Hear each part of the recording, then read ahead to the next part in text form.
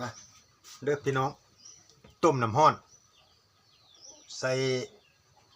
ยาเครือยานางแดงพี่น้องต้มหอม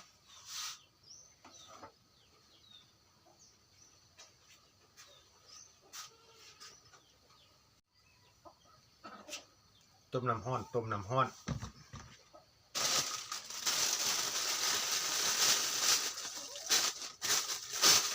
ใส่กับ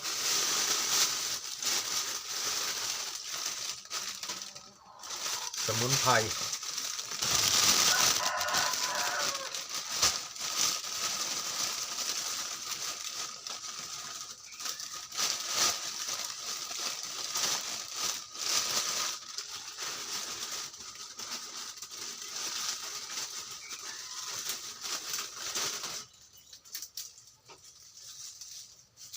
โอ้เครือยานางแดงกับสินบอฮีเพิ่นว่ากินแก้เจ็บหลังปวดเอวแม่นอยู่บ่หรือจังใดลองเบิ่งพี่น้องนี่ลองเบิ่งใส่หม้อ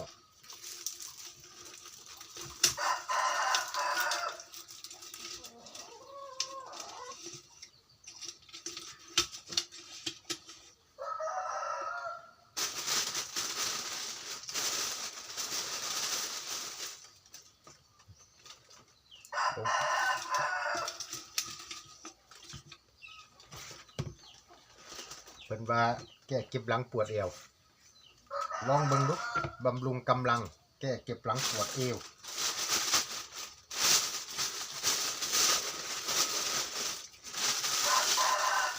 จับร้านเอามาให้ต้มลองเบิ่งเพิ่นว่า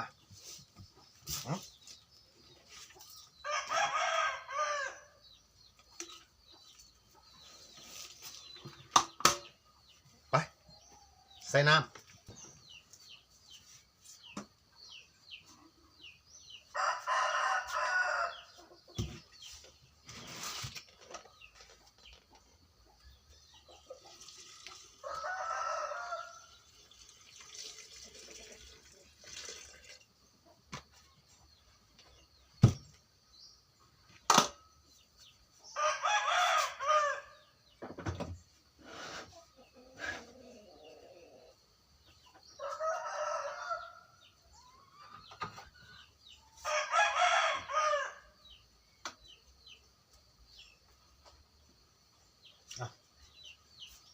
รอจังหน่อยบาดนี่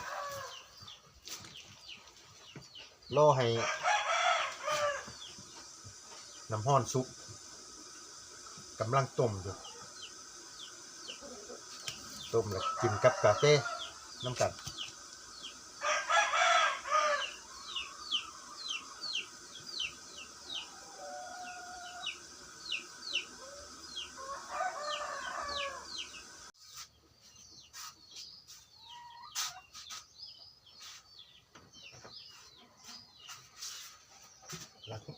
หลังจากเฮาต้มสุกแล้วพี่น้อง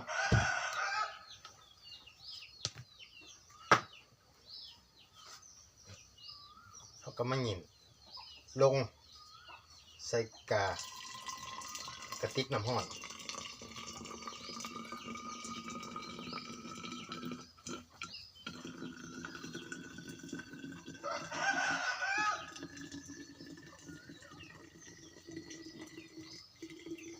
โอ้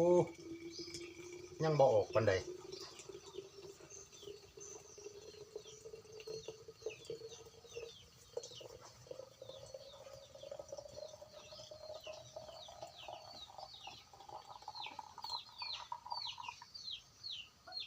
เสร็จ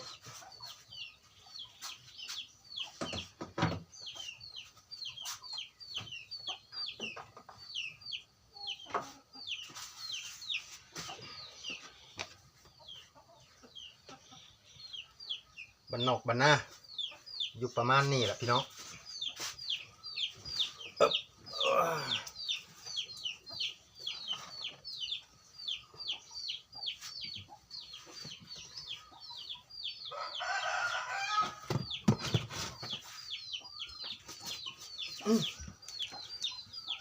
ว้า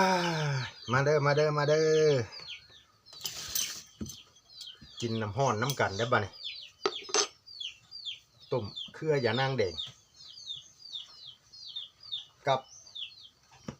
สินโบฮีเป็นว่า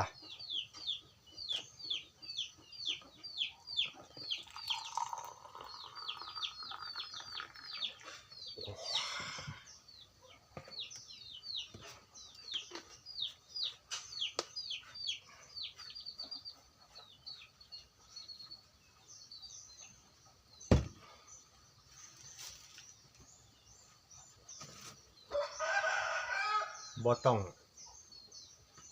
อหยังมากมายพี่น้องฮ้อนๆมาพี่น้องกินน้ำห้อนต้มน้ำเครืออย่านางแดงน้ำกันเอาก่อนอื่นกราบสวัสดีเด้อสู่ขู่สู่คนบ่ว่าสิอยู่ในประเทศหรือต่างประเทศก็ยินดีเข้าสู่ช่องลุงไลบ้านนาคือเก่าคือเดิมมาพบมาพ้อกันกับตอนเช้าพี่น้องกินกาแฟน้ำห้อนเครืออย่านางแดงกาแฟใส่น้ำสักหน่อยกินแล้วก็สิเราเรื่องถ่ายคลิปในแปลงเห็ดสู่พี่น้องฟังมาเด้อพี่น้องเด้อกินต้มหักไหมโอ้บ่แม่นหักไหมเครืออย่านางแดงกับสินบ่ฮีแก้เก็บหลังปวดแอวบำรุงกำลังเพิ่นว่าร้านเอามาฝากลองกินเบิ่งน้ำกันใส่กาแฟเล็กหน่อยบ่ใส่หลายเอามากันนี่ล่ะเพิ่นเอามาฝากว่าเอาไปลองเบิ่งดู ลองเบิ่งดีก็กินต้มน้ำร้อนเปล่าๆเนาะพี่น้องกินแล้วกระสิเว้าเรื่องหนึ่งสู่พี่น้องฟัง FC ทุกท่านมาฟังจังฟังเบิ่งมากินกาแฟน้ำกัน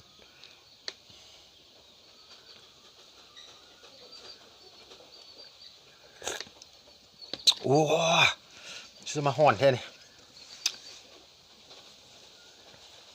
ตอนเศร้าๆพี่น้องกะลุงไล่กะอยู่หัวอยู่สวนคือเก่ามานอนอยู่แต่นี่พี่แหละอยู่สวนพี่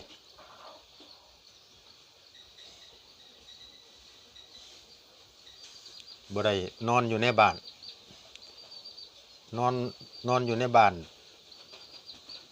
จักเป็นหยังจักหยังเป็นหยังลุงไล่สอบอยู่เงียบๆ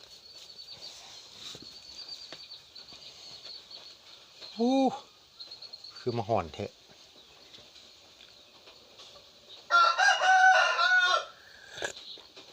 โอ้ฮ้อนฝนตกเมื่อวานนี่พี่น้องกะอากาศก็เย็นดีอยู่มื้อนี่แต่แดดออกมาล่ะคือสิแดดมื้อนี่นะเบิ่งละตามฟังข่าวก็คือว่าวันที่เท่าใดอีกที่6เตรียมรับพายุสิมาอีกเพราะว่าสิแม่นบ่หรือบ่แม่นตามกรมอุตุเพิ่นข่าว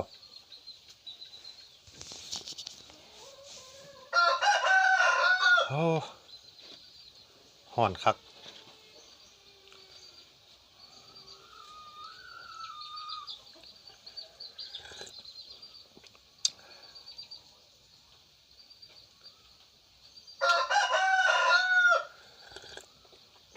ว้ายฮ้อนถามว่ารสชาติมันเป็นแบบใด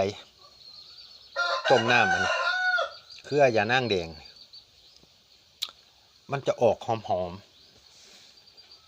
ๆกะมีขมนิดๆขมบ่หลายขมนิดหน่อยรสชาติหอมมาเด้อพี่น้องเด้อมากินน้ำกัน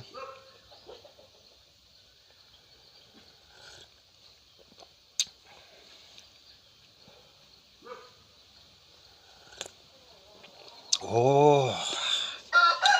คือสมะฮอนแท้นี่กะสิมาเว้าเรื่องหนึ่งสู่ฟังพี่น้องว่ามันจะเป็นความจริงบ่หรือแบบใดเรื่องไปถ่ายคลิปอยู่แปลงเห็ดเพิ่นว่าไปถ่ายแล้วเห็ดเพิ่นบ่ออกเพิ่นว่าก็มีอยู่ท่านหนึ่งหั่นล่ะที่ผมว่าสิไปถ่ายเบิ่งก็ขอเพิ่นอยู่ดอกขออนุญาตเพิ่นอยู่เพิ่นพอบอกว่าถ่ายแล้วเห็ดบ่ออกมันเกี่ยวกันอยู่บ่พี่น้องอันนี้ก็ผมก็สงสัยคือกันอยู่ว่ามันเกี่ยวกันหยังแค่เฮาจับกล้องโทรศัพท์ถ่ายซื่อๆมันก็บ่น่าจะเกี่ยวกันเลยเพราะว่าตอนนั้นที่เพิ่นเว้านะว่าเฮ็ดเพิ่นบ่ออกลุงไล่ไปถ่ายช่วงมันหน้าหนาวพี่น้องอากาศเย็นแห้งตอนน่ะผู้ใดเพิ่นก็เว้าคือกันนั่นแหละว่าเฮ็ดบ่ค่อยออกช่วงอากาศเย็นๆ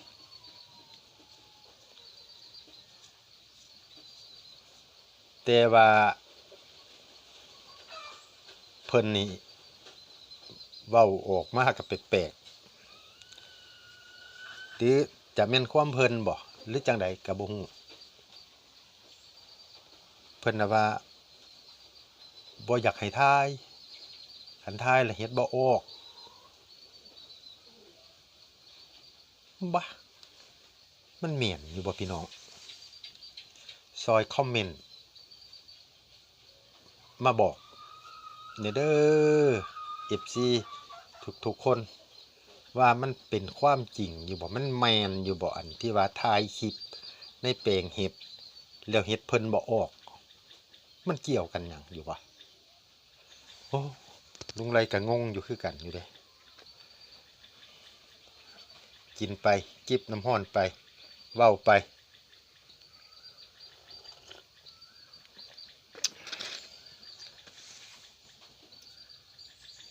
ก็คือที่เว้านี่ก็คือเมื่อวานลุงไรลงเมื่อแต่สวนก็พอดีไปเห็นเพิ่นเก็บเห็ดไปเก็บเห็ดแล้วก็ว่าละขอทายนั่นแหละเพิ่นเพราะว่าเห็ดบ่ออกมาทายนี่เห็ดบ่ออกจักมันไปเกี่ยวกันหยัง ก็แล้วก็สิทธิของเพิ่นเนาะเพิ่นบ่ให้ทายผมก็บ่ทายบ่เป็นหยังก็บอกเพิ่นอยู่แต่ไปทายหลายๆคนเพิ่นก็บ่ได้เว้าได้ว่าเฮ็ดบ่ออกลุงไล่ก็ทายมาหลายคนอยู่บ่เห็นเพิ่นเว้านะเพิ่นก็บ่ได้โจมแฮงอยากให้ไปทายแต่อยากไปทายของผู้ที่เว้านี่แหละเห็นเพิ่นเว้าว่าเฮ็ดบ่ออกเอ้า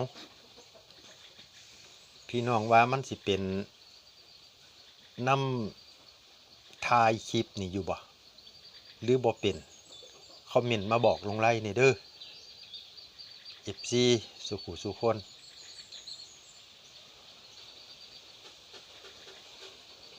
มาตักมันเป็นจังใดก็เป็นตะงึดอยู่ดอกว่าเบิ่งผัดว่าเฮ็ดบ่ออกเอาเนี่ยมาทายนี่เฮ็ดบ่ออกงวดก่อนนี่เห็นอยู่บ่มาทายขาดทุนว่าซั่นหัวมันเกี่ยวกันอยู่บ่ลุงไรเว้าเพิ่นพะว่าเกี่ยวเอ้าทายแค่ยกกล้องทายมันบ่มีแฟลชแสงหยังก็บ่ได้ออกกลางเว้นเด้ๆมันได้เกี่ยวกันหยังอยู่บ่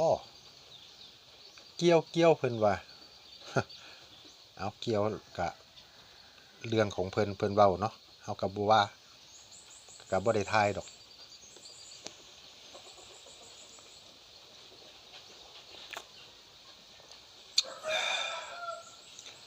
มาเว้าสู่พี่สู่น้องฟังเรื่องถ่ายคลิปในแปลงเห็ดพี่น้องเพิ่นว่ามันบ่ออกอันนี้ก็บ่รู้ว่าเป็นน้ำอากาศหรือว่าเป็นน้ำไปถ่ายคลิปบ่แน่ใจคือกันบัดลุงไล่ไปถ่ายของลุงออดที่เพิ่นปลูกสาธิตการปลูกเห็ดให้เบิ่งก็คือออกดีแท้ออกกำไรท่วมท้นเพิ่นว่าออกดีมาถ่ายให้อีกแน่เด้อคือออกดีแท้แหมแบบผู้จังซั่นก็คือว่าออกแต่ผู้นี้เพราะว่าบ่ออกวะแปลกๆเนาะพี่น้องนะ